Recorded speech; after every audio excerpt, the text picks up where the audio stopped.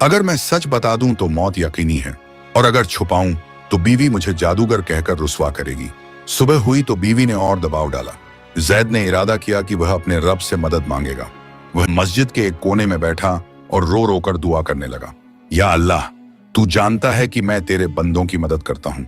मेरा राज मेरी बीवी के लिए फितना न बना। मुझे ऐसा रास्ता दिखा जिसमें न तेरी नेमत छिने न मेरी बीवी गुमराह हो। उसी वक्त उसके दिल में एक ख्याल आया, राज न खोलो मगर बीवी को उसकी कदर दिखाओ। उसे समझाओ कि दौलत से नहीं, सब्र और शुक्र से जिंदगी संवरती है। जैद घर लौटा और बीवी से बोला, आज शाम को मेरे साथ चलो, मैं तुम्हें वो चीज दिखाऊंगा जो तुम्हारी आंखें खोल देगी। बीवी को यकीन हो गया कि अब राज हाथ आएगा। वह खुशी खुशी तैयार हो गई। शाम को जैद उसे गांव से बाहर पुराने मैदान में ले गया। वहां एक जगह जमीन खोदी और सचमुच सोने के सिक्कों से भरा मटका निकाला। बीवी की आंखें चमक उठी। उसने लपक कर सिक्के उठाने चाहे मगर जैद ने उसका हाथ पकड़ लिया और बोला, रुको, देखो अल्लाह का करिश्मा।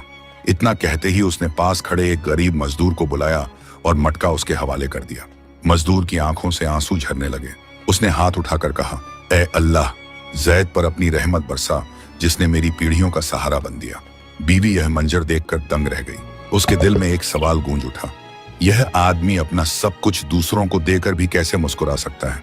मगर साथ ही एक और ख्याल उसके मन में उठ रहा था, अगर यह राजा सचमुच मेरे हाथ लग गया तो मैं पूरी दुनिया की सबसे अमीर औरत बन जाऊंगी। बीवी की आंखों में अब बस सिक्कों की चमक समा चुकी थी।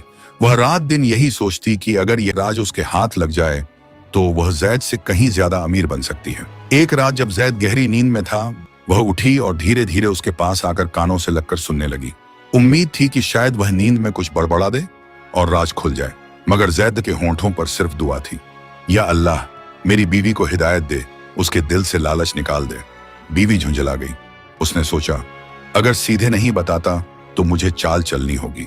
अगले दिन वह बनावटी नरमी से बोली, जैद, मैंने तुम्हें हमेशा ताने दिए मगर अब समझ गई हूं कि तुम्हारा रास्ता सही है। मैं भी गरीबों की मदद करना चाहती हूँ। बस इतना बता दो कि इल्म तुम्हें कैसे मिला ताकि मैं तुम्हारा साथ दे सकूं।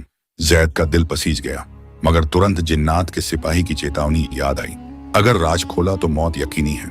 उसने बीवी की आंखों में देखा और मुस्कुराकर बोला, बीवी, तुम्हें मेरे राज की जरूरत नहीं, तुम्हें बस सब्र और शुक्र सीखना है। दौलत कभी साथ नहीं जाती, नेकियां हर हाल में इंसान के काम आती हैं।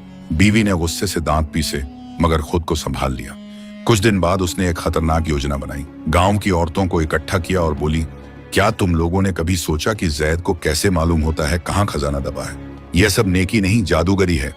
अगर हम काजी के पास जाएं तो उसकी पोल खुल जाएगी। औरतें हक्की बक्की रह गईं।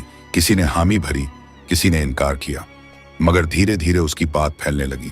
गांव में कानाफूसी शुरू हो गई कि जैद नेक है या जादूगर। जब यह खबर जैद तक पहुंची तो उसका दिल कांप उठा। उसने सिर सजदे में रखकर रोते हुए कहा, या अल्लाह, मैंने तेरी नेमत को अमानत समझकर इस्तेमाल किया। अब लोग मुझे जादूगर कह रहे हैं। मुझे इस इम्तिहान से सरखरू निकाल।